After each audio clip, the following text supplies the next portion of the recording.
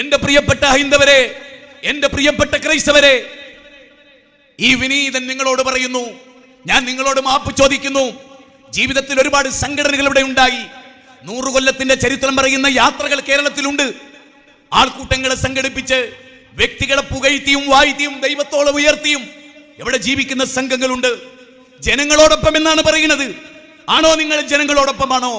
എങ്കിൽ ഈ വിനീതൻ നിങ്ങളോട് ചോദിക്കുന്നു, ഉഖ്രിജത്തുൽ ലിന്നാസ് എന്ന മുസ്ലിങ്ങളെ പറ്റി അല്ലാഹ് പറഞ്ഞിട്ട് ജനങ്ങളോട് തഅമുറൂന ബിൽ മഅറൂഫ് വതൻഹൗന അനിൽ മുൻകർ, കാസർഗോഡ് ഉള്ളാളത്തെ ദർഗയിൽ നിന്ന് ആരംഭിച്ച് ചടുലമായി യാത്ര തിരിച്ച് വിവിധ ജില്ലകളിലൂടെ കടന്ന് കാസർഗോഡ് പരിസമാപ്തി കുറിക്കുമ്പോ നിങ്ങൾ നിങ്ങളുടെ ഉത്തരവാദിത്തം നിർവഹിക്കാതെയാണ് കടന്നു പോകുന്നത് എന്ന് ഈ പെരുമ്പാവൂരിന്റെ മണ്ണിൽ നിങ്ങൾക്ക് വേണ്ടി കെട്ടപ്പെട്ട പന്തലാണിതെന്ന് ഞാൻ മനസ്സിലാക്കുന്നു.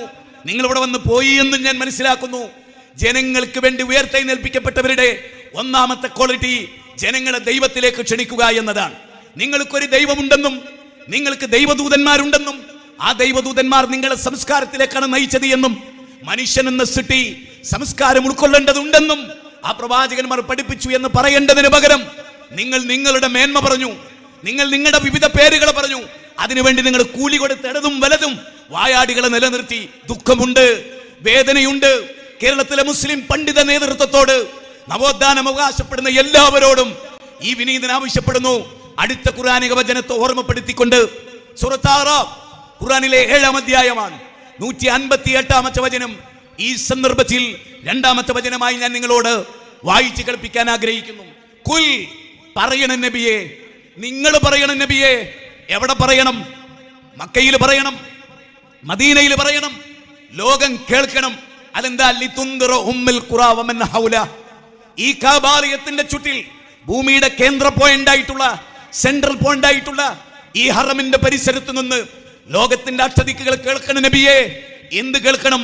അങ്ങ് ലോകത്തോട് പറ, അങ്ങ് ഭാരതീയരോട് പറ, അങ്ങ് ലോകത്തിന്റെ ചക്രവർത്തിമാരോട് പറ, അങ്ങ് അവിടെ നമ്മുടെ അന്ന് ഭരിച്ചിരുന്ന കിസ്ര കൈസർ ചക്രവർത്തിമാരോട് പറ, അന്നത്തെ ക്രിസ്തീയ ആരമനകളോട് പറ. എന്തു പറ?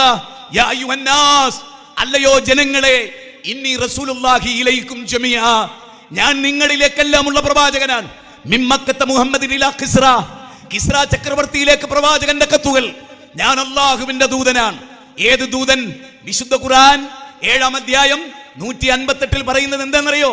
അല്ലദീ ലഹു മുൽക്കുസ് സമാവാതി വൽ അർദ്. ആരാണ് ഈ ദൂതൻ? ലോകത്തിന്റെ ദൂതനാണ്, ലോകരിലേക്കുള്ള ദൂതനാണ്. ആ ദൂതനെ തെരഞ്ഞെടുത്തതാരാ? ആ ദൂതനെ അയച്ചതാരാ? ആ ദൂതനെ തെരഞ്ഞെടുത്ത ഒരു പഞ്ചായത്ത് പ്രസിഡന്റ് അല്ല, ഒരു ജില്ലയുടെ പിതാവല്ല, ഒരു നഗരത്തിന്റെ പിതാവല്ല, ഒരു രാഷ്ട്രത്തിന്റെ പ്രധാനമന്ത്രിയല്ല. അദ്ദേഹത്തെ പ്രവാചകനായി മാനവകുലത്തിന് നിയോഗിച്ചത് ആരാ? അല്ലദീ ലഹു മുൽക്കുസ് സമാവാതി വൽ അർദ്. 7 ആകാശങ്ങളുടെ ആധിപത്യം, കണ്ണു കാണാത്ത ദൂരത്ത് സീമാതീതമായ 1000-10,000 കോടി നക്ഷത്രങ്ങളുള്ള 10,000 കോടി നക്ഷത്ര കുടുംബങ്ങൾ ആധുനിക ശാസ്ത്രം കണ്ടെത്തിയിട്ടുണ്ട്. ആകാശഭൂമികളെ സൃഷ്ടിച്ച അണ്ഡകടാകത്തിന്റെ അധിപനായ ലോകത്തിന്റെ തമ്പുരാനാണ് ആ പ്രവാചകനെ തെരഞ്ഞെടുത്തത്.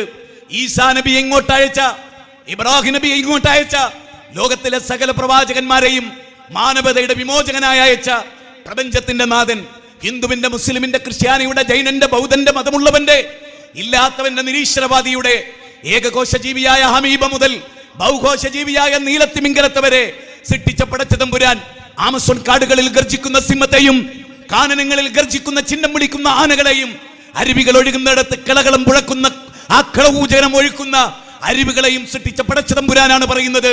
ബാലാ, മുസ്ലിങ്ങളുടെ കൈകളിലെ ഈ സല്ലല്ലാഹു അലൈഹി വസല്ലം ഉണ്ടല്ലോ, അത് നിന്റെ വേദഗ്രന്ഥത്തിൽ പ്രവചിച്ച പ്രവാചകനാണ്. തൗറാത്തിലും ഇഞ്ചീലിലും പേര് പറയപ്പെട്ട പ്രവാചകനാണ്. ലോകത്തിന്റെ നിരക്ഷരനായ പ്രവാചകനാണ്. പൂർവ്വവേദങ്ങൾ പഠിച്ചിട്ടില്ലാത്ത പ്രവാചകനാണ്. ഓമനാ മുഹമ്മദീനെ ഒത്തിനായച്ചില്ല, ഓമനിക്കാൻ ബാപ്പ വേണം, ബാപ്പ ജീവിച്ചില്ല എന്നാണ്. അതെ, ഓമനിക്കാൻ ഒരു പിതാവ് ഉണ്ടായിരുന്നില്ല. ആ പിതാവിനെ കണ്ടിട്ടില്ല. ആ പിതാവിന്റെ കൈകൾ പിടിച്ചങ്ങാടിയിലൂടെ നടക്കാൻ സൗഭാഗ്യം ലഭിച്ചിരുന്നില്ല. 6 കൊല്ലത്തിന്റെ സ്നേഹത്തിൽ പൊലിഞ്ഞുപോയ മാതാവായിരുന്നു ആമിന. നബിക്ക് 6-ാമത്തെ വയസ്സുള്ളപ്പോൾ സ്വന്തം മാതാവും മരിച്ചു പിരിഞ്ഞു. 2 വർഷക്കാലം വല്യാപ്പയുടെ സംരക്ഷണത്തിന് കഴിയാനേ ആ പ്രവാചകന് സന്ദർഭം ഉണ്ടായുള്ളൂ. നബി ജനിക്കുന്നതിന് മുമ്പ് പിതാവും, നബി ജനിച്ചതിന് ശേഷം 6 കൊല്ലം മാതാവും, ശേഷം വല്യാപ്പയും മരിച്ച് സമ്പൂർണമായ അനാഥത്വം പുലർത്തിയ ഒരു മനുഷ്യൻ ലോകം നിങ്ങൾ പഠിക്കേണ്ടതില്ല. പക്ഷെ ഒരു കാര്യം ഞാൻ പറയുന്നു, ലോകത്ത് വന്ന വിശ്വാചാര്യന്മാരിൽ the most complete historical personality, the chapter by Muhammad നബിയെ കുറിച്ച് chapter 1 prophet മുഹമ്മദ് എന്ന് മൈക്കിൽ ചാട്ട് എഴുതുമ്പോൾ അദ്ദേഹം പറയുന്നുണ്ടാകും, ഒരുപക്ഷെ എന്റെ വാക്കുകൾ നിങ്ങളെ അത്ഭുതപ്പെടുത്തിയിട്ടുണ്ടാകാം. എന്തുകൊണ്ട് യേശുവിനെ ഞാൻ 3-ാം സ്ഥാനത്ത് തെരഞ്ഞെടുത്തു, എന്തിന് ഞാൻ ഓരോരുത്തരെയും ഓരോ കാറ്റഗറി തിരിച്ചു, എല്ലാ അർത്ഥത്തിലും ഞാൻ ചിന്തിച്ചു. ആത്മീയ നേതാവെന്ന നിലയിൽ, സാമ്പത്തിക ശാസ്ത്രജ്ഞൻ എന്ന നിലയിൽ, സാമൂഹിക പരിഷ്കർത്താവ് എന്ന നിലയിൽ, ഒരു അധ്യാപകൻ എന്ന നിലയിൽ, ഒരു രാഷ്ട്രനായകൻ എന്ന നിലയിൽ, ഒരു കുടുംബനാഥൻ എന്ന നിലയിൽ, ഒരു ഭർത്താവ് എന്ന നിലയിൽ, ഒരു പിതാമകൻ എന്ന നിലയിൽ, ഒരു കച്ചവടക്കാരൻ എന്ന നിലയിൽ, യുദ്ധത്തിന് നയിച്ച സൈന്യാധിപൻ എന്ന നിലയിൽ, ലോകത്തിന്റെ ഏത് ലെവലിലും ഞാൻ അദ്ദേഹത്തെ പരിശോധിച്ചപ്പോ എന്റെ മനസ്സ് പറഞ്ഞുകൊണ്ടേയിരുന്നു യേശുവിന് ഈ സ്ഥാനമില്ലെന്ന്. എന്റെ മനസ്സ് പറഞ്ഞുകൊണ്ടിരുന്നു ഗാന്ധിജിക്ക് ഈ സ്ഥാനമില്ലെന്ന്. എന്റെ മനസ്സ് പറഞ്ഞുകൊണ്ടിരുന്നു അബ്രഹാം ലിങ്കൺ ഈ സ്ഥാനത്തില്ലെന്ന്. എന്റെ മനസ്സ് പറഞ്ഞുകൊണ്ടിരുന്നു ലോകത്ത് ഒരു രംഗത്തും പ്രവർത്തിച്ച ഒരാൾക്കും മുഹമ്മദ് നബിയെ പോലെ ഒരു ബഹുമുഖ പ്രതിഭയാകാൻ, വിശ്വമാനവികതയുടെ കാവലാളാകാൻ ഒരാൾക്കും കഴിയില്ലെന്ന് എനിക്ക് തോന്നി. അതുകൊണ്ട് മോസ്റ്റ് കംപ്ലീറ്റ് ഹിസ്റ്റോറിക്കൽ പേഴ്സണാലിറ്റി, ചരിത്രത്തിൽ ജീവിച്ച ഒരു വിശ്വാചാര്യൻ മുഹമ്മദ് എന്ന് അദ്ദേഹം എഴുതിയത് വെറുതെയല്ല. കേരളത്തിലെ ഏതെങ്കിലും ഒരു യുക്തിവാദിയെ പോലെയല്ല. SLC പഠിച്ചിട്ട് അത് ഉപകാരമില്ലാതെ പോയ, ഹോമിയോപ്പതി പഠിച്ചിട്ട് അത് ഉപകാരമില്ലാതെ പോയ, ജന്മം നൽകിയ മാതാവും പിതാവും തള്ളിക്കളഞ്ഞിട്ട് പ്രാണപ്രേയസി വിട്ടൊഴിഞ്ഞു പോയിട്ട് ജീവിക്കാൻ സൗഭാഗ്യങ്ങളുടെ എല്ലാം തച്ചുടച്ച, ജീവിതത്തിൽ ലോകത്തിനൊരു കോൺട്രിബ്യൂഷനും നൽകാത്ത, താടിയും മീശയും ഇല്ലാത്ത, ആണാണോ പെണ്ണാണോ എന്ന് തിരിച്ചറിയാൻ പോലും യോഗ്യതയില്ലാത്തവരുടെ വിമർശനങ്ങൾക്ക് വരുമ്പോ ഓർക്കണം, ഒരു മുട്ടുസൂചിയുടെ വലുപ്പത്തിൽ ലോകത്തിന് കോൺട്രിബ്യൂഷൻ നൽകാത്ത നിങ്ങളാണോ ഈ ഓരിയിട്ടുകൊണ്ടിരിക്കുന്നത്? പാതിരാക്കുറുക്കന്മാരെ, നിങ്ങൾ ഓരിയിടുക, സാർത്ഥവാഹക സംഘം മുന്നോട്ടായിരിക്കും എന്ന കാര്യത്തിൽ ഞങ്ങൾക്ക് സംശയമില്ല. യുരീദൂന ലിയുത്ഫിഉ നൂറല്ലാഹ് ബിഅഫ്വാഹിഹിം വല്ലാഹു യുത്തിമ്മു നൂരിഹി വലൗ കരിഹൽ കാഫിറൂൻ ഹുവല്ലദീ അർസല റസൂലഹു ബിൽ ഹുദാ വദീനിൽ ഹഖ് ലിയുദ്ഹിറഹു അലദ്ദീനി കുല്ലി. ആകാശത്തിന്റെ ചുവട്ടിലെ ഏതേത് ദർശനങ്ങളെയും അത് താഴോട്ട് തള്ളിയിടും. ഈ ദർശനം മുന്തി നിൽക്കും. ഇതിന്റെ ഉച്ചസ്ഥായിയെ മറികടക്കാൻ ഒരു ദർശനത്തിന് കഴിയില്ല. കാരണം ഇത് അറിവില്ലാത്ത, ചിന്തയില്ലാത്ത, അതല്ലെങ്കിൽ വേറെ ഏതെങ്കിലും നിലയിൽ വേണ്ടത്ര പഠനങ്ങളില്ലാത്ത മനുഷ്യരുടെ രചനയല്ല ഇത്. ലോകത്തിന്റെ തമ്പുരാനാണ് അവതരിപ്പിച്ചത്. ലോകത്തിന്റെ തമ്പുരാൻ ഒരു ദൂതനെ അയക്കുകയാണ്. ആ ദൂതന്റെ ദൗത്യം എന്ത്? ആദ്യമായി ഞാൻ പറഞ്ഞ പോയിന്റ് ഒന്ന്, ഈ ദൂതൻ മാനവകുലത്തിന്റെ പ്രവാചകനാണ്, ലോകരുടെ പ്രവാചകനാണ്. അതാണ് എന്റെ ഒന്നാമത്തെ പോയിന്റ്. എന്റെ രണ്ടാമത്തെ പോയിന്റ്, ആ ലോകരുടെ പ്രവാചകൻ, ആ പ്രവാചകനെ എന്തേ ഇവിടെ നിർവഹിക്കാനുണ്ടായത്? ഞാൻ നേരത്തെ ഉദ്ധരിച്ച വ്യക്തി ജീവിതത്തിന്റെ എല്ലാ തുറകളിൽ നിന്നും തള്ളപ്പെട്ട് ലോകത്തിനൊരു സമ്മാനവും കൊടുക്കാതെ ജീവിച്ച വ്യക്തികളെ പോലെയുള്ളവർ ചോദിക്കുന്നുണ്ട്, പ്രവാചകൻ എന്തായിരുന്നു ജോലി? പ്രവാചകന്റെ ദൗത്യം എന്തായിരുന്നു? പ്രവാചകൻ ജോലി ചെയ്തിരുന്നോ? ജോലി ചെയ്ത് ജീവിച്ചിരുന്നോ എന്ന ചോദ്യം വലിയ ഞെളിഞ്ഞിരുന്ന് ഭയങ്കര ഗൗരവമായി ലോകത്തൊരു വിവരവും ഇല്ലാത്തവനെ മറുഭാഗത്ത് ബോധപൂർവം നിർത്തി വേണമെങ്കിൽ അവന് കാശും കൊടുത്ത് നിന്റെ വിവരക്കേട് വിളമ്പിക്കോ, ഞാൻ വലിയ ബുദ്ധിജിയായി ചമഞ്ഞോളാം എന്ന് അണിയറയിൽ പറയുന്നുണ്ടാവാം. നീ അറിയണം, അനാഥനായ പ്രവാചകൻ ലോകത്തിൽ, ഇനി ഞാൻ പറയുന്ന വാചകം പ്രത്യേകം ശ്രദ്ധിക്കണം, ലോകത്ത്, ഇത് ഞാനല്ല പറയുന്നത്, ഞാനല്ല, ഇന്ത്യ രാജ്യത്തിൽ ലിബറലുകളുടെ മഹാബുദ്ധിജീവി എന്ന് വിളിക്കപ്പെട്ടത് ഇന്ത്യയുടെ പ്രഥമ പ്രധാനമന്ത്രി പണ്ഡിറ്റ് ജവഹർലാൽ നെഹ്റുവാണ്. Pandit Jawaharlal Nehru, the glimpses of world history, വിശ്വചരിത്രാവലോകം, 206-ാമത്തെ പേജ്, ഓൾഡ് എഡിഷൻ. അതിൽ അദ്ദേഹം പറയുന്നുണ്ട്, ലോക ചരിത്രത്തിൽ എനിക്ക് ആ പ്രവാചകനെ പറ്റി ഒന്നേ പറയാനുള്ളൂ. 23 കൊല്ലം കൊണ്ട്, സംഭവകുലമായ 23 കൊല്ലം കൊണ്ട് നിരക്ഷരനായ ഈ പ്രവാചകൻ ആ സമൂഹത്തിൽ ഉണ്ടാക്കിയ അട്ടിമറിയില്ലേ, കോളനി വൽക്കരണത്തിന് വിധേയമാകാത്ത ആ നാട്, കൊളോണിയലിസത്തിന് വിധേയമാകാത്ത ആ നാട്, അറബ് ജനത, മരുഭൂമി മാത്രമുണ്ടായിരുന്ന ജനത, ഒട്ടകത്തിന്റെ സഞ്ചാരത്തിനനുസരിച്ച് ടെന്റ് കെട്ടി ജീവിച്ച ഒരു ജനത, ഉശരഹൃദയം പേറി ഉശരഭൂമിയിൽ ജീവിച്ച ഒരു ജനത, ചരിത്രത്തിൽ തുല്യതയില്ലാത്ത പരിവർത്തനത്തിന്റെ ലോക ജേതാക്കന്മാരായി അനുയായികളെ മാറ്റിയത് miracle of the miracle, miracle of the miracle, അത്ഭുതങ്ങളുടെ അത്ഭുതമെന്ന് പൊട്ടനായ മനുഷ്യനല്ല വിളിച്ചത്. ഇന്ത്യയുടെ പ്രഥമ പ്രധാനമന്ത്രിയായ, ഇന്ത്യ കണ്ടെത്തൽ എന്ന പുസ്തകം എഴുതിയ, ലോകത്തായിരക്കണക്കിന് ഗ്രന്ഥങ്ങൾ വായിച്ച, 100 പേജുള്ള ഒരു പുസ്തകം പോലും വായിക്കാത്ത എക്സ് മുസ്ലിമിലെ ഒന്നിനും കൊള്ളരുതാത്തവരെ കുറിച്ചല്ല ഞാൻ പറയുന്നത്, മറിച്ച് ആയിരക്കണക്കിന് പുസ്തകം എഴുതിയെന്ന് ഞാൻ വെറുതെ പറയുകയല്ല. വിശ്വചരിത്രവലോകം 9ഓ 10ഓ തവണ വായിച്ച എന്നെ സംബന്ധിച്ചിടത്തോളം എത്ര പുസ്തകങ്ങളിൽ നിന്നാണ് അദ്ദേഹം നോളജ് സ്വീകരിച്ചത് എന്ന തിരിച്ചറിവ് വെച്ചുകൊണ്ട് ഞാൻ പറയുന്നു, ആ നെഹ്റുവാണ് പറയുന്നത്. ഗിബ്ബൺ ലോകം കണ്ട ഏറ്റവും വലിയ എഴുത്തുകാരിൽ ശക്തനായ തൂലികയുടെ ചരിത്രത്തെ അപഗ്രഥിച്ച ഗിബ്ബൺ, അദ്ദേഹത്തിന്റെ റോമൻ എംപയർ എന്ന് പറയുന്ന വളരെ വിഖ്യാതമായ പൂർണ്ണ പേര് ഞാൻ മറന്നുപോയി. അതിൽ അദ്ദേഹം പറയുന്നുണ്ട്, യൂറോപ്പിലെ കുത്തഴിഞ്ഞ ബെർബറുകളുടെ നെറികെട്ട ജീവിത കാലഘട്ടത്തിലാണ്. അടുത്ത വാചകം ഓർക്കണം, ഗിബ്ബന്റെ വാക്കാണ്. അല്ലാതെ ഏതെങ്കിലും മലപ്പുറം ജില്ലയിലെ ഒരു മൂലയിൽ ബാപ്പാനോടും ഉമ്മാനോടും ദേഷ്യം തീർക്കാൻ 18ാമത്തെ വയസ്സിൽ ഇസ്ലാമിക ദർശനം തുടങ്ങിയ ഒരു പൊട്ടന്റെ വാക്കല്ല സുഹൃത്തുക്കളെ, മറിച്ച് ഗിബ്ബന്റെ വാക്കുകൾ കുത്തഴിഞ്ഞ ബെർബറുകളുടെ നെറികെട്ട ജീവിത കാലഘട്ടത്തിലാണ് ഭാഗ്യവശാൽ ഭാഗ്യവശാൽ ഭാഗ്യവശാൽ മുഹമ്മദിന്റെ ജന്മമുണ്ടാകുന്നത്. മുഹമ്മദിന്റെ ജന്മത്തെ ഗിബ്ബൺ കണ്ടത് ഭാഗ്യം എന്ന പട്ടികയിലാണ്, ഹതഭാഗ്യം എന്ന പട്ടികയിലല്ല. ലോകമേ, തോമസ് കാർലയൻ പറയുന്ന വാക്കുണ്ട്, ലോകമേ ഇന്നലകൾ നന്നാകാൻ ആഗ്രഹിച്ചോ, ഇന്ന് നന്നാകാൻ ആഗ്രഹിച്ചോ, ലോകത്തിന് സമാധാനം ഉണ്ടാകാൻ ആഗ്രഹിച്ചോ, ഒറ്റ വഴിയേ ഉള്ളൂ, മുഹമ്മദിന്റെ പാത പിൻപറ്റുക എന്ന് തോമസ് കാർലയൻ പറയുന്നത് ഈ മന്ദബുദ്ധികൾക്ക് മാതൃകയല്ല. ജ്ഞാനത്തിന്റെ കൈലാസം കയറാൻ ആഗ്രഹിക്കുന്നവരെ, നിങ്ങൾക്കറിയുമോ പ്രവാചകനെ കുറിച്ച് എഴുതിയ ഡെപ്തുള്ള കോടിക്കണക്കായ പേജിന്റെ ഗ്രന്ഥങ്ങളെ ആകാശത്തിന്റെ ചുവട്ടിലെ ലൈബ്രറികളിൽ ഇന്ന് നമുക്ക് ലഭിക്കും. നമ്മളുടെ വിജ്ഞാന ശാഖകളിൽ കയ്യിലെ മൊബൈലിൽ കുത്തിയെടുത്താൽ കോടിക്കണക്കായ മാനവ ചരിത്രത്തെ രേഖപ്പെടുത്തിയിട്ടുള്ള പേജുകളുള്ള ഗ്രന്ഥങ്ങളുടെ അകക്കാമ്പുകളിലൂടെ ഊളിയിട്ടിറങ്ങി ഒരു നേതാവിനെ തേടിയലഞ്ഞാൽ അത് നിങ്ങൾക്ക് കാണാൻ കഴിയുക മുഹമ്മദ് എന്ന പ്രവാചകനിലാണ്. ഈ വെല്ലുവിളി ഏറ്റെടുക്കാൻ നിങ്ങൾ തയ്യാറുണ്ടോ? നിങ്ങൾക്ക് പരിചയമുള്ള 100 മഹാന്മാരുടെ ചരിത്രം ഒരു വർഷക്കാലം എടുത്ത് ഇവിടെ നിങ്ങൾ പ്രസംഗിക്കുന്നുവെങ്കിൽ, നിങ്ങൾ അവതരിപ്പിക്കുന്ന ഓരോ വിഷയത്തെയും മറികടക്കുന്ന പോയിന്റ് പറഞ്ഞുകൊണ്ട് മുഹമ്മദ് നബി വിശ്വാചാര്യനാണ് എന്ന് തെളിയിക്കാൻ ഈ വിനീതൻ പോലും റെഡിയാണ്. അതിനെനിക്ക് കൂടുതൽ പഠനമൊന്നും ആവശ്യമില്ല. ഞാൻ നിങ്ങളോടായി പറയുന്നു. അപ്പൊ ഈ പ്രവാചകന്റെ ദൗത്യം എന്താ? ഈ പ്രവാചകൻ 17ാമത്തെ വയസ്സിൽ കച്ചവടത്തിന് പോയാളാ. 17ാമത്തെ വയസ്സിൽ കച്ചവടത്തിന് പോയാളാ. ആ ആളെ കുറിച്ചാ ചോദിക്കണേ, എന്തായിരുന്നു ജോലി? 17ാമത്തെ വയസ്സിൽ മുത്താപ്പയുടെ കൂടെ എത്യോപ്യയിൽ കച്ചവടത്തിന് പോയാളാ പ്രവാചകൻ. പ്രവാചകന്റെ കച്ചവട സാമർഥ്യം കണ്ട് അവിടുത്തെ ക്രിസ്ത്യാനികൾ പറഞ്ഞൊരു വാക്കുണ്ട്, ഇത് കേവലം ഒരു മനുഷ്യനല്ല, ഈ മുഖം കണ്ടിട്ട് വരാനിരിക്കുന്ന പ്രവചനത്തിൽ പറഞ്ഞ ആ ആളാണോ എന്ന് ഞങ്ങൾക്ക് സംശയമുണ്ട്. മാർക്കറ്റിൽ വെച്ച് നബീനെ കണ്ടവരാ പറയുന്നത്. ലോകം തിരിയാത്ത കുണ്ടിലെ തവള പോലെ ജീവിക്കുന്ന ആളുകളോടല്ല ഞാൻ പറയുന്നത്, ലോക ചരിത്രത്തെ കുറിച്ചാണ് പറയുന്നത്. എല്ലാ പ്രവാചകന്മാരും ആടിനെ മേച്ചിട്ടുണ്ട്, ഞാനും ആടിനെ മേച്ചിട്ടുണ്ട്. ഖുറൈശികളിൽ നിന്ന് കൂലി വാങ്ങിക്കൊണ്ട് ഞാനും ആടിനെ മേച്ചിട്ടുണ്ട്. ഖദീജത്തുൽ കുബറയുടെ കച്ചവട സംഘത്തെ നയിച്ചിട്ടുണ്ട്. ഖന്തക്ക് യുദ്ധവേളയിൽ അറിയണം നിങ്ങൾ ആ പ്രവാചകൻ ആരാ. ഖന്തക്ക് വേളയിൽ ഒരു വലിയ പാറക്കല്ല് കിടങ്ങു കുഴിക്കുന്ന യുദ്ധം. ആ കിടങ്ങ് തീർക്കുമ്പോ എത്ര ശ്രമിച്ചിട്ടും പിക്കാസ് കൊണ്ട് പാറ പൊട്ടാതെ വന്നപ്പോൾ അവർ നബിയുടെ അടുത്ത് വന്ന് കംപ്ലൈന്റ് പറഞ്ഞു, നബിയേ ആ പാറക്കല്ല് പൊട്ടണില്ല. പ്രവാചക തിരുമേനി ആയുധം വാങ്ങി അരയിൽ 2 കല്ല് വെച്ച് കെട്ടിയിരിക്കുക. അതൊന്ന് മുറുക്കി കൊടുത്ത് ആ കുഴിയിലേക്ക് ഇറങ്ങി അതിശക്തമായി പ്രവാചകൻ ആ പാറയിൽ പ്രഹരിച്ചു. നുറുങ്ങിപ്പൊട്ടി ചിതറിയ അഗ്നികൾ പറന്ന് കിസ്രാ കൈസർ ചക്രവർത്തി തനിക്ക് കിയോതിങ്ങുന്നത് സ്വപ്നം കണ്ട് ഇതിനപ്പുറത്തുള്ള വിജയത്തെ പ്രവചിച്ചുകൊണ്ടാണ് ആ പ്രവാചകൻ ആ കുഴിയിൽ നിന്ന് കയറി പോകുന്നത്. ആ പ്രവാചകനാണ് അധ്വാനിക്കത്തവൻ എന്ന് വിളിച്ചവർ. നാണമില്ലേ നിങ്ങൾക്ക്?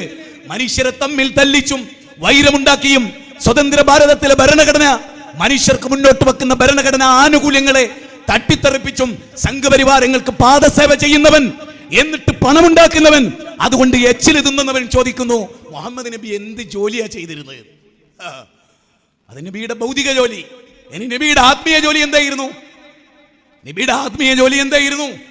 الذين يتبعون الرسول النبي الأمي الذي يجدونه مكتوبا عندهم في التوراة والإنجيل يأمرهم بالمعروف وينهاهم عن المنكر ويحل لهم الطيبات ويحرم عليهم الخبائث ويضع عنهم مصرهم والأغلال التي كانت عليهم والذين آمنوا به وعزروه ونصروه واتبعوا النور الذي أنزل معه. സൂറത്ത് ആറാഫാണ്. സൂറത്ത് ആറാഫാണ്. ഞാൻ നേരത്തെ പറഞ്ഞ 158, ഇത് 157ാമത്തെ വചന. അവൻ എന്ന് പറയുന്നത് അറിയോ? തൗറാത്തിൽ ഈ നബിയുടെ പേരുണ്ട്, ഇഞ്ചീലിലും ഈ നബിയുടെ പേരുണ്ട്.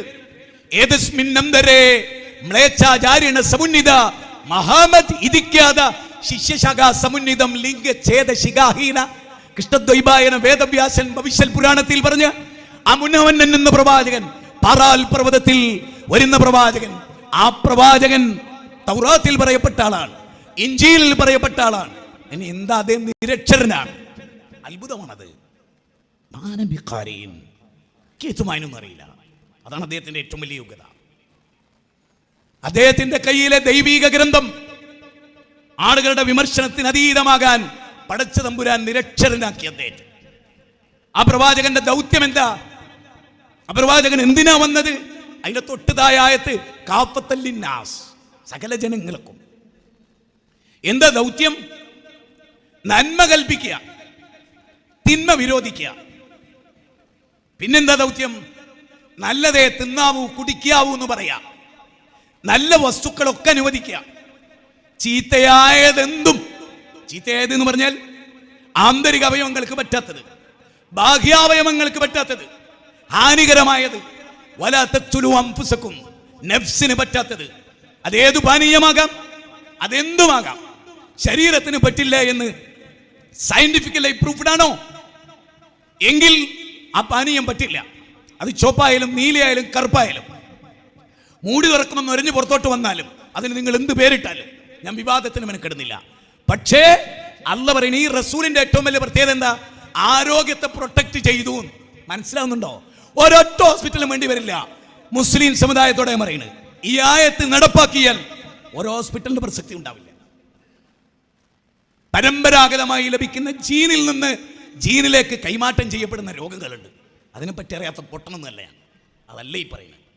ഇന്ന് ആധുനിക ലോകം അനുഭവിക്കുന്ന ഒട്ടുമിക്കതും ഭക്ഷണത്തിൽ നിന്നും പാനീയത്തിൽ നിന്നും അവന്റെ ഉദരത്തിലെത്തുന്നതാണ്.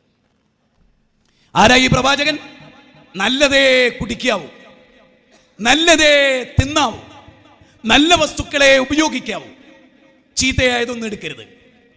അതിലെല്ലാം വന്നു, വിശദീകരിക്കുന്നില്ല. ആ പ്രവാചകൻ നന്മ കൽപ്പിച്ചു, തിന്മ വിരോധിച്ചു. ഒരു പോയിന്റ് ചോദിച്ചോട്ടെ, 40 ശേഷമല്ലേ നബിയായത്? ആണോ? ആണ്. 40 വരെ ജീവിച്ചോ? ചരിത്രത്തിന്റെ നിലയിൽ ജീവിച്ചോ? ഈ പെരുമ്പാവൂരങ്ങാടിയിൽ ബാപ്പല്ലാതൊരു മോൻ ജനിച്ചു. 6 വർഷം കഴിഞ്ഞപ്പോൾ ഉമ്മ മരിച്ചു. 8 വയസ്സായപ്പോൾ വല്യാപ്പയും മരിച്ചു. കള്ളും പെണ്ണും ഒക്കെ ഉള്ളൊരു നാട്, എല്ലാ തോന്നിയാസമുള്ള നാട്, എല്ലാ സാഹചര്യവും മോശം. എന്ന് ഞാൻ പറയുന്നത് സ്ത്രീകൾ പ്രത്യേകം ശ്രദ്ധിക്കണം. സ്ത്രീകള് അവരുടെ വീടിന്റെ മുമ്പിൽ വിവിധ നിറത്തിലുള്ള കൊടികൾ നാട്ടിയ കാലം. എന്തിന്? ഞാൻ വേശ്യയാണ്, വന്നോ, റെഡിയാണ്, എൻ്റെ എല്ലാം നിനക്കുള്ളതാണ്. ശരി, 40 വയസ്സ്. നബിയല്ല കേട്ടോ, നബിയല്ല, മുഹമ്മദ് ബിൻ അബ്ദില്ല. ഏതെങ്കിലും ഒരു പെണ്ണിന്റെ, കൊടിനാട്ടിയ പെണ്ണിന്റെ വീട്ടിലെ കൊളിക്കണ്ണിട്ട് 40 വയസ്സ് വരെ നോക്കിയോ? കല്യാണം 25-ലായിരുന്നില്ലേ? ഏറ്റവും ചോരതിളപ്പുള്ള കാലം. അക്കാലത്ത് ഖുറൈശി ഗോത്രം, അദ്നാൻ ഗോത്രം, അബൂ ഹാഷിം, 20 ഗോത്രങ്ങൾ, അതീവ സുന്ദരികളായ സ്ത്രീകൾ, സൗന്ദര്യം, ആരോഗ്യം, എല്ലാ ബർക്കത്തും. അങ്ങനെയുള്ളൊരു മനുഷ്യൻ ഒരു പെണ്ണിനെ ഒളിക്കണ്ണിട്ട് നോക്കിയതായി ജൂതം പറഞ്ഞിട്ടുണ്ടോ? ക്രിസ്ത്യാനി പറഞ്ഞിട്ടുണ്ടോ? മജൂസി പറഞ്ഞിട്ടുണ്ടോ? ബൗദ്ധ വിശ്വാസി പറഞ്ഞിട്ടുണ്ടോ? 40 വയസ്സ് വരെ പറഞ്ഞിട്ടുണ്ടോ? ഉണ്ടോ? ഏതെങ്കിലും ഒരു പെണ്ണ് പരാതി പറഞ്ഞോ? മുഹമ്മദ് എന്നെ നോക്കി വരുന്നോന്ന് ചോദിച്ചു? ഇല്ലെങ്കിൽ തലച്ചോറ് പെരിച്ചായി തിന്നാത്തവരെ, മാനവകുലമേ, ജീവിതത്തിന്റെ ചുറുചുറുക്കുള്ള യൗവനത്തിന്റെ ആ 40 വരെ ഒരു പെണ്ണ് കേസ്, ഒരു സ്വർഗരതി, ഒരു ഒളിക്കണ്ണിട്ട് നോക്കൽ, ഒരു തോട്ടത്ത് പോയി പീഡിപ്പിക്കൽ, അതുവരെ ഒരാൾക്കും ഒരു നിലക്കും ആ മനുഷ്യന്റെ വ്യക്തിത്വവുമായി പറയാനില്ലെങ്കിൽ ചിന്തിക്ക. ഇവിടെ ഇരിക്കുന്നവരോടാണ് പറയുന്നത്. അതായത് ഈ പെരുമ്പാവൂര് ഒരാൾ ജീവിക്കുന്നു, രാഷ്ട്രത്തിലൊന്നും ഇല്ല. അയാൾ 40 വയസ്സ് വരെ അയാളുടെ പേരിൽ ഒരു കംപ്ലൈന്റ് ദുനിയാവിലില്ല. അയാളെ പിന്നീട് പിടിച്ചിട്ട് ഈ നഗരത്തിന്റെ പിതാവാക്കി എന്ന് വിചാരിച്ചോ? 40 വയസ്സ് വരെ ഒരപരാധം ഇല്ലാതെ ജീവിച്ച ഒരാള് മേന്മയേറിയ ഒരു പൊസിഷനിൽ വരുമ്പോ അയാൾ മഹാ ചീപ്പാകുവോ? ആവോ മോനെ, ആവോ?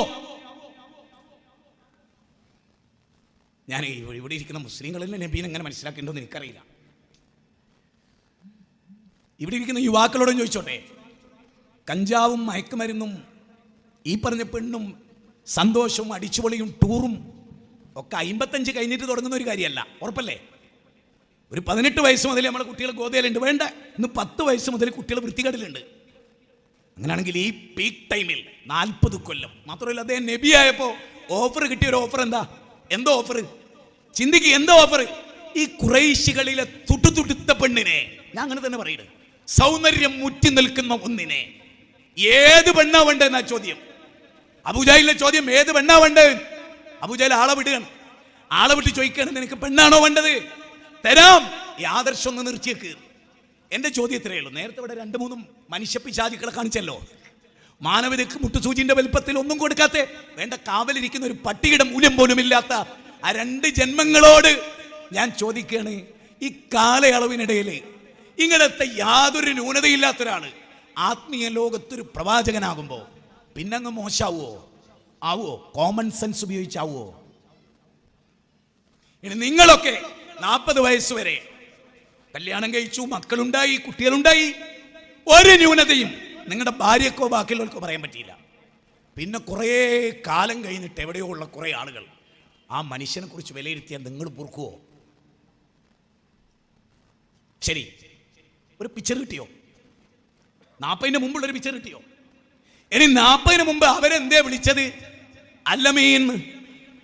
അല്ലമീൻ. അതിനെനിക്ക് ഏറ്റവും രസം തോന്നിയേ, നബിയുടെ വല്യാപ്പ നബിയുടെ കല്യാണത്തിന് നിക്കാഹ് ഖുതുബ.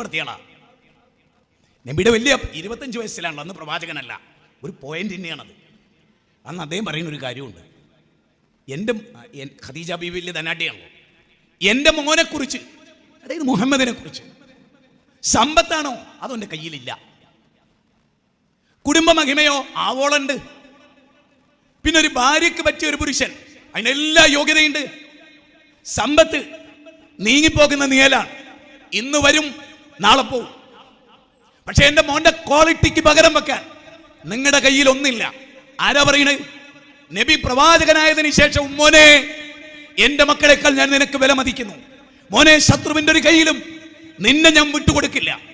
അങ്ങനെ ശത്രുക്കൾ പോലും, അബൂജഹൽ പോലും പറയാൻ, മുഹമ്മദേ നിന്നെ കളവാക്കാൻ ഞാനില്ല. അബൂ സുഫിയാൻ നേഗസ് രാജാവിന്റെ കൊട്ടാരത്ത് പറയുന്നത്, ഇയാള് കള്ളം പറയോ? നേഗസ് ചക്രവർത്തിയുടെ ചോദ്യ, ഇയാള് കള്ളം പറയോ? ജീവിതത്തിൽ ഒരിക്കലും പറഞ്ഞതായി ഞങ്ങൾക്ക് ഓർമ്മയില്ലെന്ന് പറയുന്നത്, ഈ ലോകത്ത് ഒരു പ്രയോജനവും ഇല്ലാത്ത, ഇവിടെ സ്ക്രീനിൽ കാണിച്ച ആസുര ജന്മങ്ങളെ അബൂ സുഫിയാനാണ്, നബിയുടെ മുഖ്യ എതിരാളി. ബദർ യുദ്ധം കഴിഞ്ഞ് ഞാൻ എന്റെ തലയിൽ എണ്ണ തേക്കില്ലെന്ന് പറഞ്ഞ, നബിയെ കൊല്ലുമെന്ന് പറഞ്ഞ അഭീകരവാദി പിന്നീട് ഇസ്ലാമായി.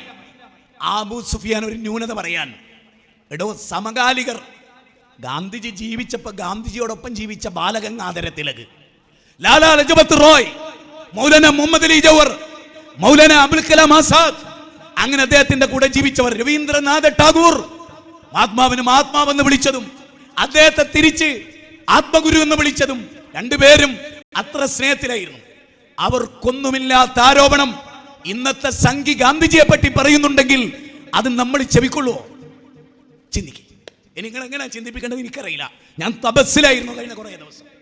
എന്റെ പ്രവാചകനെ, എന്റെ മാണിക്യ കൊട്ടാരത്തിലെ ചക്രവർത്തിയെ, ചാണിന് ചാണായി മുഴത്തിന് മുടമായി ഞാൻ പിൻപറ്റുന്ന എന്റെ ദൂതനെ, എന്റെ 11 മക്കളോടുള്ള പെരുമാറ്റത്തിലും എന്റെ സ്വഭാവത്തെ ചുറ്റപ്പെടുത്തിയ എന്റെ ദൂതനെ, എന്റെ 2 ഭാര്യമാരോട് പെരുമാറുന്നതിൽ പരമാവധി മനുഷ്യത്വം കാത്തു സൂക്ഷിക്കാൻ എന്നെ പഠിപ്പിച്ച എന്റെ ദൂതനെ, അയൽവാസി ഹിന്ദു ആണെങ്കിലും ക്രിസ്ത്യാനിയാണെങ്കിലും യുക്തിവാദിയാണെങ്കിലും എന്റെ കിണറിലെ വെള്ളം അവന് നിഷേധിക്കരുതെന്ന് എന്നെ പഠിപ്പിച്ച എന്റെ ദൈവദൂതനെ ഞാൻ എങ്ങനെ തള്ളിക്കളയും?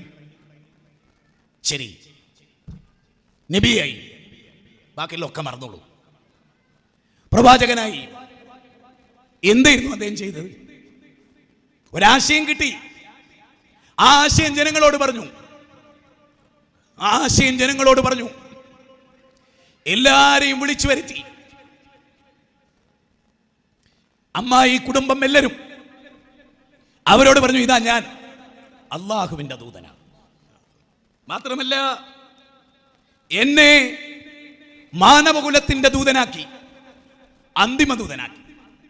ലോകത്തൊരു നാഥനെ ആരാധിക്കാൻ, ലാ ഇലാഹ ഇല്ലല്ലാഹ് എന്ന കാര്യം നിങ്ങളെ പഠിപ്പിക്കാൻ എന്നെ നിയോഗിച്ചയച്ചു. നരകമുണ്ട്, സ്വർഗമുണ്ട്. ആദ്യമായി എതിർത്തത് എളാപ്പയാണ്. ആദ്യം എതിർത്തത് എളാപ്പയാണ്. തബ്ബല്ലക യാ മുഹമ്മദ് ഉദ്ഘാടനമാണ്. അവിടെ മുതൽ ഇങ്ങോട്ടുള്ള 23 കൊല്ലം, ആ 23 കൊല്ലം നമുക്കൊന്ന് അനലൈസ് ചെയ്യാം. 23 കൊല്ലം ഈ ചുരുങ്ങിയ സമയം കൊണ്ട് ചെയ്യാൻ പറ്റില്ല എന്ന് നിങ്ങൾക്കൊക്കെ അറിയാം. പക്ഷേ ഒരു ക്ലാരിറ്റി അത് വരാതിരിക്കില്ലെന്ന് ഞാൻ വിചാരിക്കുന്നു. ആ പ്രവാചകൻ വന്നിട്ട് പറഞ്ഞത് എന്താ? ക്രിസ്ത്യാനികളുടെ നാടാണ് നമ്മുടെ നാട്. ഞാൻ എൻ്റെ സ്റ്റേജിൽ ഒരു പള്ളിയിലച്ഛനുണ്ട് എന്ന് വിചാരിക്കാം, കത്തോലിക്ക സഭയിൽ ഒരു നേതാവുണ്ടെന്ന് വിചാരിക്കാം, അല്ലെങ്കിൽ ഒരു പ്രൊട്ടസ്റ്റന്റ് ക്രിസ്ത്യാനി ഉണ്ടെന്ന് വിചാരിക്കാം, അല്ലെങ്കിൽ ഒരു പെന്തക്കോസ്തേൻ ഉണ്ടെന്ന് വിചാരിക്കാം.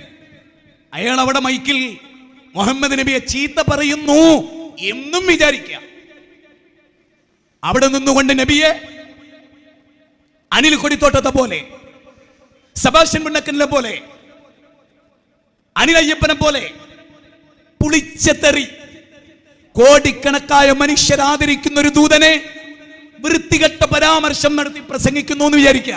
അനിൽ കൊടിത്തോട്ടം ഇലാ യൗമിൽ ഖിയാമ വരെ അയാൾ ആ തെറി പറഞ്ഞാലും യേശുവിനെ കുറിച്ച് കമാ എന്ന വൃത്തികേടുള്ള ഒരര വാക്ക് പറയില്ലെന്ന് മാത്രമല്ല, എന്റെ ഹൃദയത്തിൽ ചിന്തിച്ചാൽ പോലും ഞാൻ മുസൽമാനല്ലെന്ന് വിശ്വസിക്കാൻ എന്നെ പഠിപ്പിച്ചത് എന്റെ ദൈവദൂതനാണ്. തീർന്നില്ല.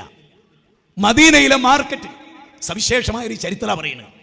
മദീനയിലെ മാർക്കറ്റ് ജൂതനുണ്ട്, മുസ്ലിം ഉണ്ട്. ജൂതൻ മൂസാ നബിയെ പൊക്കിയടിച്ചു, തള്ളിവിട്ടു. മൂസാ നബിയുടെ മാത്തങ്ങനെ പറഞ്ഞു. സ്വാഭാവികമായും കക്ഷിത്വത്തിൽ അഭിരമിക്കുന്ന, വസ്തുതാവിരുദ്ധമായി ചിന്തിക്കുന്ന, യാഥാർത്ഥ്യത്തിന്റെ പരിമളമായ ലോകത്ത്, യശോധവളമായ ലോകത്തിനപ്പുറത്ത് ചിന്തിക്കുന്ന ഏത് വ്യക്തിക്കും സംഭവിക്കാവുന്നത് സംഭവിച്ചു. മുസ്ലിമിന് ദേഷ്യം പിടിച്ചു. മുഹമ്മദ് നബീനെ മഹത്വവൽക്കരിക്കാതെ മൂസാ നബിയെ മഹത്വവൽക്കരിക്കുക സഹിയാണ്. ഒരൊറ്റടിയോട് കൊടുത്ത് ജൂതന്റെ മുഖത്ത്. ജൂതൻ നേരെ ഓടുന്നത് എങ്ങോട്ടാ? മുഹമ്മദ് നബീൻ്റെ അടുത്തേക്കാണ്. എന്തിനാ?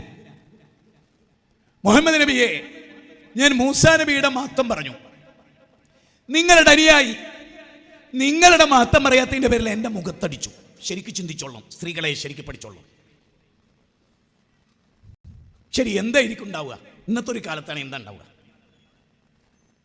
അതിനാ മൂസാ നബി എന്നല്ല മഹാനെ മുഹമ്മദ് ചെയ്ത വൃത്തികേട് എന്തെങ്കിലും ചെയ്തിട്ടുണ്ടോ? അതായിരിക്കും ഒരു പള്ളിയിലച്ഛൻ ചോദിക്കുക.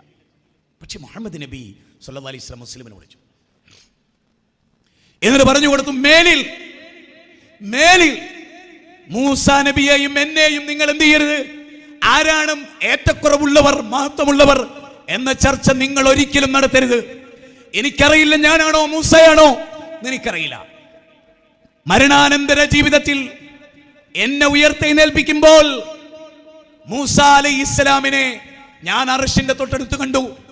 അതുകൊണ്ട് എന്നെയും അവരെയും ലാ നുഫർരിഖ് ബൈന അഹദിൻ മിർ റുസുൽ, ഒരു നബിമാർക്കിടയിലും നിങ്ങൾ ഭിന്നത കൽപ്പിക്കരുത്, അതിന്റെ പേരിൽ തമ്മിൽ തല്ലരുത് എന്ന് ലോകത്തെ പഠിപ്പിച്ച ഈ നേതാവിനെ നിങ്ങൾ എങ്ങനെ റീഡ് ചെയ്യുന്നു എന്നത് വളരെ പ്രാധാന്യമർഹിക്കുന്ന കാര്യമാണ്.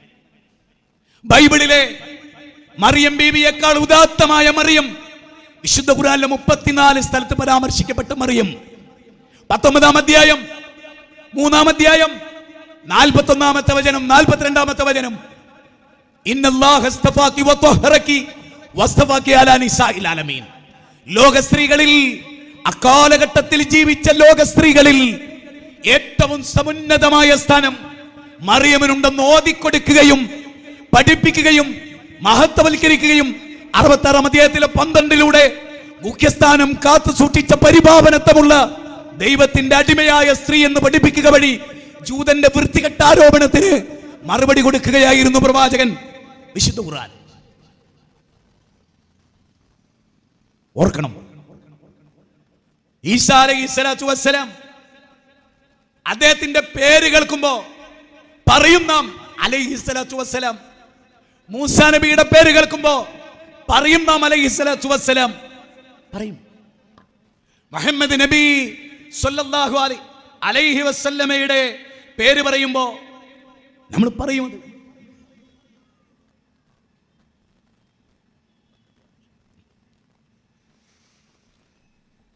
നമ്മുടെ അവസ്ഥ എന്താണ്? ഈസാ നബിയെ കേൾക്കുമ്പോൾ പ്രാർത്ഥിക്കണം അദ്ദേഹത്തിന്. ശരി, മുഹമ്മദ് നബിയെ കുറിച്ച് കേൾക്കുമ്പോൾ ക്രിസ്ത്യാനികൾ പ്രാർത്ഥിക്കുമോ? ഞാനൊരു കാര്യം ചോദിച്ചോട്ടെ. ഒരു പ്രബല മുസ്ലിം സമൂഹത്തിൽ വെച്ച് മുഹമ്മദ് നബിയെ ആദരിക്കുന്ന ഒരു ക്രിസ്ത്യാനിയോട് നമുക്ക് ദേഷ്യമാണോ ഉണ്ടാവുക, ഇഷ്ടമാണോ ഉണ്ടാവുക? പറ, ഇഷ്ടമാണോ ഉണ്ടാവുക, ദേഷ്യമാണോ ഉണ്ടാവുക? ഇഷ്ടം ഉണ്ടാവുക.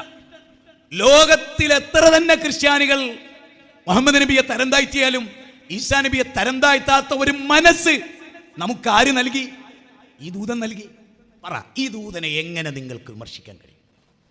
ഒരു കാര്യം, ചെറിയൊരു കാര്യം, ഇതൊരു വലിയ പ്രോഗ്രാമാണ്. ഞാൻ പാരിസിനോട് ഇങ്ങനെ പറയും, ദാ ഞാൻ നന്നായിട്ട് ഒരുങ്ങുന്നുണ്ട് കേട്ടോ, എൻ്റെ കഴിവിൻ്റെ മാക്സിമം നിങ്ങൾ ഒരുങ്ങണം. നോൺ മുസ്ലിമീങ്ങളോടൊക്കെ പറയണം, നാളെ അവർ നമുക്കെതിരെ പരലോകത്ത് പരാതി പറയരുത്. പറഞ്ഞുകൊണ്ടേയിരുന്നു എന്നുള്ളതാണ് സത്യം. കാണുന്നവരോടും കേൾക്കുന്നവരോടും